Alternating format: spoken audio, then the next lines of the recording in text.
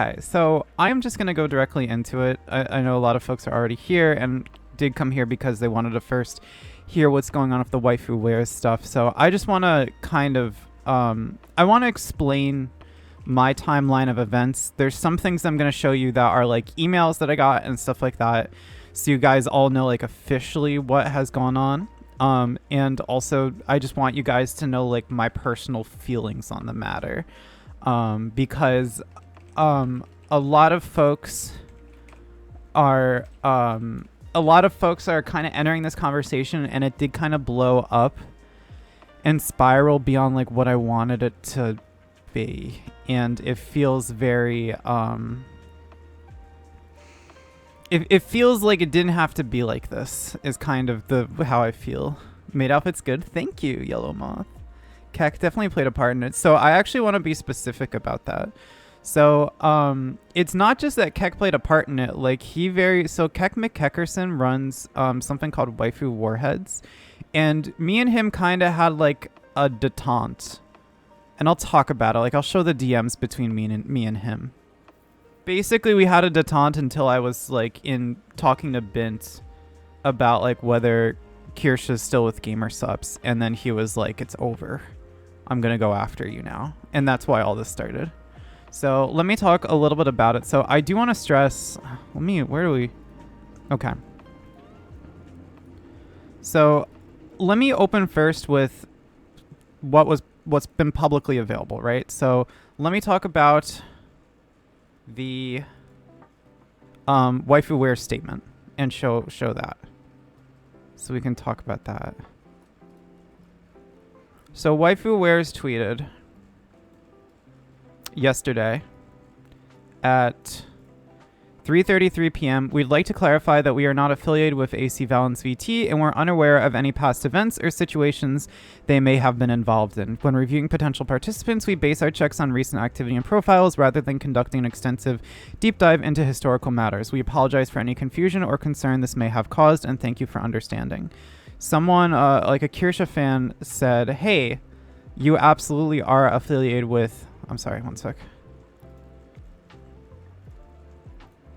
A Kirsha fan came into their response and said, let me zoom out so y'all can see. "You absolutely are affiliated with him. His code still works. That's affiliation. You are directly affiliated with a grown man who is an open pedophile and rapist. Just to be clear, I am neither of those things. I just checked. Stop fucking lying." And lo and behold, the 15% off code Anna Valens did works. And then Waifu Wares said this has now been corrected. Now, there's a couple things that I want to address. I want to use this as the starting point because a lot of people, this is like what they learned first about all of this, and I think they might have gotten the wrong idea. So first of all, it's not true that we weren't affiliated. We were.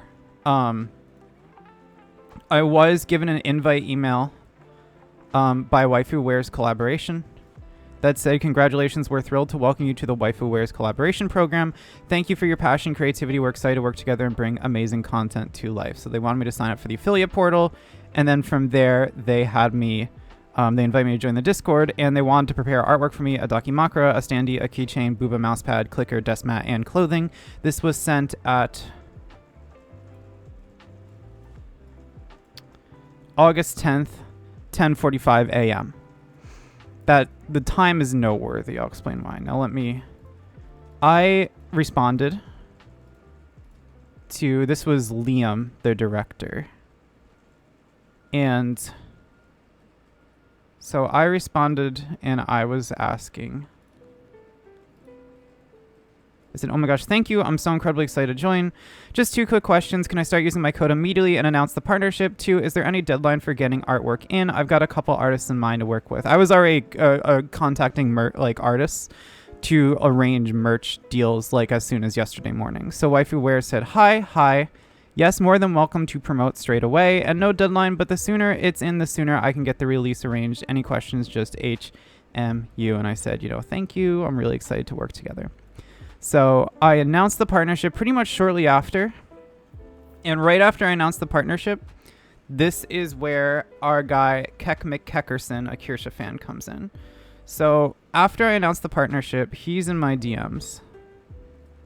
And he says this.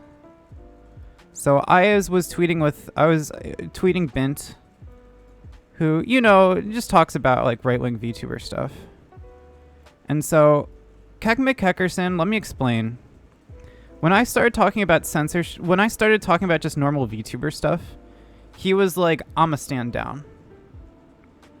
So July 3rd, he said, "I noticed you quote tweeted my post." I don't remember what the post was. "I just want to let you know that I'm fine being professional/friendly with you, but I firmly stand with Kirsha and will flip that switch the moment you try to come after her again. Try not to do anything stupid again." I said, "Yep, you're good. I take the cease and desist pretty seriously and more or less want to move on from what happened. I don't think either of us want to go to court." True.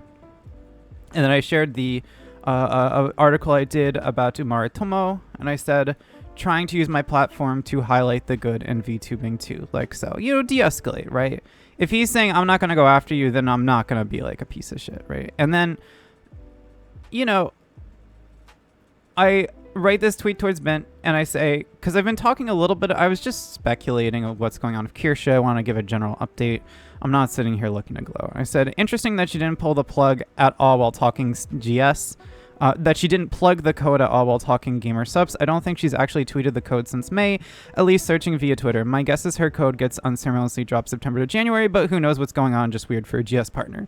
Not looking to, like, drum up some kind of campaign or, like, go back to, like, all the craziness of April, May, just pointing out, hey, there's something interesting going on with Kirsha." And so Keck responds. Keck screen grabs this. This is 11:10 a.m. Thank you for the follow. And says, "So you're still talking about Kirsha. I was fine leaving you alone and letting you do your own thing, but I looks like you want attention. Don't worry, Phil." They, for some reason, think my dead name's Phil. "Don't worry, Phil. We can fix that." And then after the statement that I just showed you was posted, he says, "So how's it going?" at 3:51 p.m. At 3:56 p.m., he said, "All you had to do was leave Kirsha alone, but no, you had to open your mouth."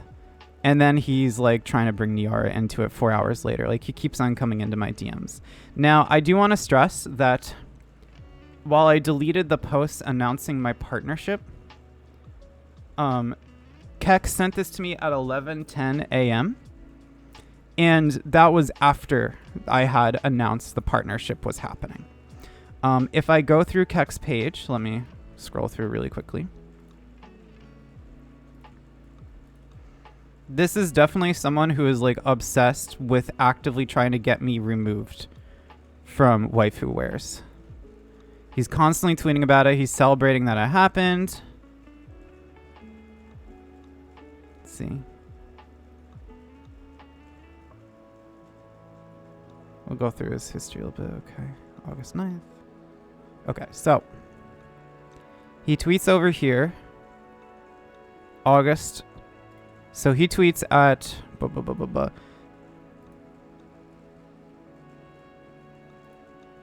He later removed the tweets, but originally he had tweeted at Waifu Wares, and Waifu Wares hit me up asking like, "What's this guy's deal?" And as he says here, "All right, guys, the situation of Waifu Wares has been resolved. Please stop tagging them. Don't DM them. Leave them alone." And he shared my original announcement. Of course, this was after the fact. He further states this again. "Please stop tagging and DMing Waifu Wares. Anna has been dropped. Don't harass them." So he's kind of implying that he knows that harassment's happening here, right? Don't harass them. Like, stop the harassment, because we've succeeded in what we were trying to do. And he continues to keep tweeting about it. He retweets me. You've got like some buddies that are like Kirsha fans being like, "Oh, this is beautiful. Like, if you ever showed an ounce of remorse, like, oh, you got what's coming to you, buddy." So unfortunately, this guy has in fact removed like the proof that he was like, you know, adding Waifu Wares and kicking up the whole entire situation. But this was the guy that Waifu Wares like first found and was like, something strange is going on. Of course, he deleted all of the tweets about it. I do think it's fascinating, though, that he's technically a competitor.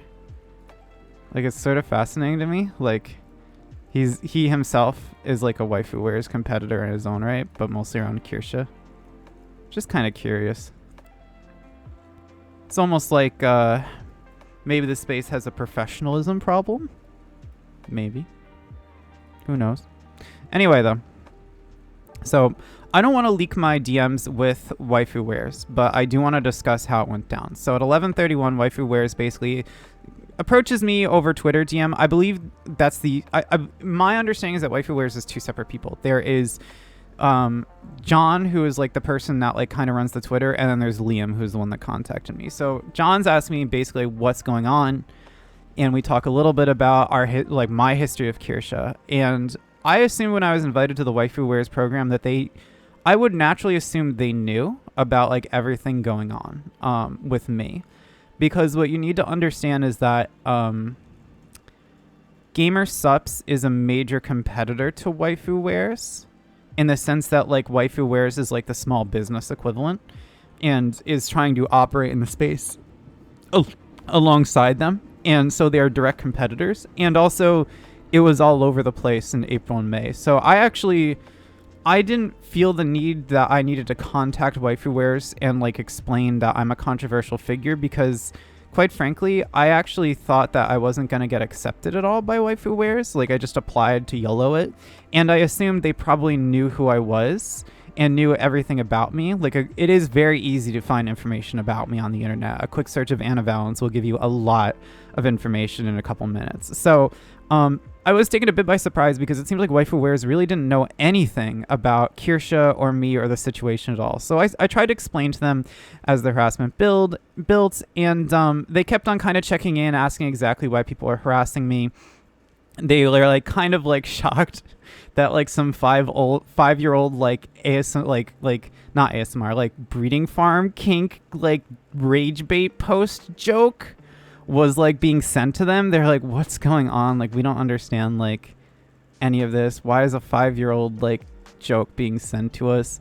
So they're very much out of the blue. Unfortunately, what ended up happening was again, the guy that's responsible for it deleted it, unfortunately. Let me see if I can find it on archive. Nah. So an individual that goes by Mr. Dango eventually was one of the people that was bugging Waifu Wares. And I actually have him blocked, but this is what his profile looks like. So this guy claimed I was predatory. And so Waifu Wares got spooked by the use of the word predatory. So they were asking me specifically what exactly that means. And so I sat down and I explained to them, look, like, here's the situation, guys. So I do non-con ASMRs, and people have... What did I say exactly? Forgive me for paraphrasing. I don't want to directly leak our DMs.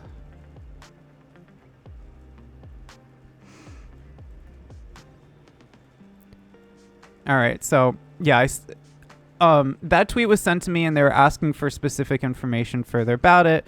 The tweet was about two things. It was about me like being fired from Vice, which is not true. Like I left of my own fruition because of the collective shout situation, and they told me that they really were concerned about the use of the word predatory. Like they want to know what predatory meant.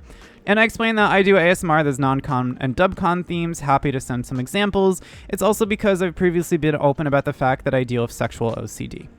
And Waifu Wares basically said that the non-con situation is not non-con ASMR is not something they want to be involved in. That's where they draw the line. So I asked how would they want to navigate it. Waifu Wares, should I like diminish Waifu Wares branding with my lewd tubing content? Should it be like, or is it just a situation where I'm not a good brand fit? And they decided like at this point in time, you're not a good brand fit.